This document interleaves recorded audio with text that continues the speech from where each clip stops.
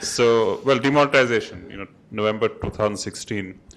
I think the debate on it in terms of its impact has basically been driven by sort of anecdotal evidence of various kinds. And whether its impact on small businesses, its impact on livelihoods and so on, clearly visible at some point in time. Whether those have persisted for this length of time, I think is difficult to judge. There have been so many other things that have been going on alongside. So I would say in terms of its macro impact, the jury is still out. It's very difficult to pinpoint a specific net impact to the move, and I'm not getting the merits of it as a policy judgment, a policy action, and so on.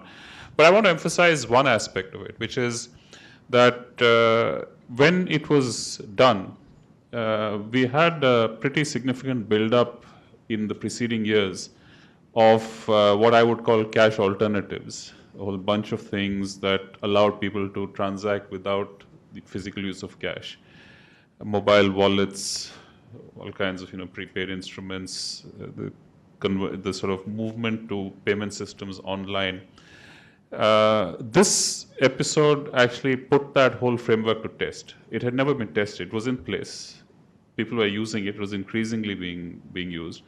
But as a share of the overall sort of scale of transactions, it was minuscule. So the first time, I think, we had an opportunity to see whether this whole framework was robust, whether the technology, the regulation, all of the safety devices, the fallbacks and so on, worked or not. And at least in the first 6-8 months after November 2016, it lived up to those expectations. It did not break down. We never had a single instance of the payment system breaking down despite this exponential increase in volumes and the entry of millions of new transactors into the system. So a lot of people are saying that, well, cash has returned to pre-demonetization levels. That's not strictly true technically, because nominal GDP has increased about 20% since then. Well, 15% since 15-16, between 15 and 20%.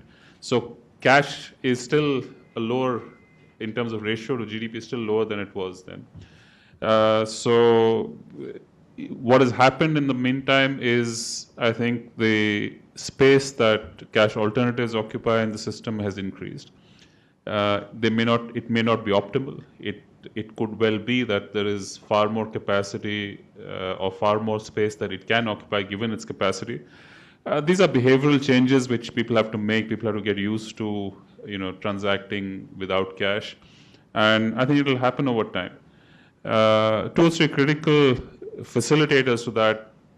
I think government is a big player, because you still, when you deal with government, end up having to pay cash if you deal face-to-face. Online transactions, tax payments of all kinds of license fees are all very easy to do online now. You don't have to go to a government department or an office to make a payment.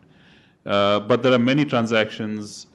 For example, if you want a driver's license, you have to go and physically present yourself, and I'm not sure that everybody in the system is actually accepting a Paytm or its equivalent.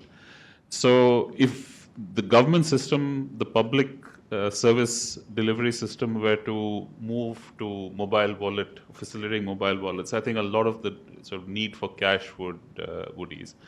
And so you have to, I think, apart from having created the capacity and having demonstrated that it is very robust, very reliable, so there's no trust issue anymore, that you now have to sort of nudge and push people into using it, which means creating as many opportunities as possible for them to transact without cash. So that's the long-term benefit. Mm-hmm. And with it come a whole bunch of issues in terms of a whole bunch of benefits in terms of costs, transactions costs, just transactions being visible as opposed to hidden.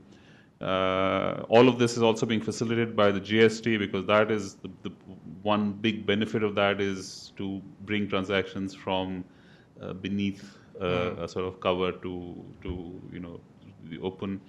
So these things all sort of gel with each other.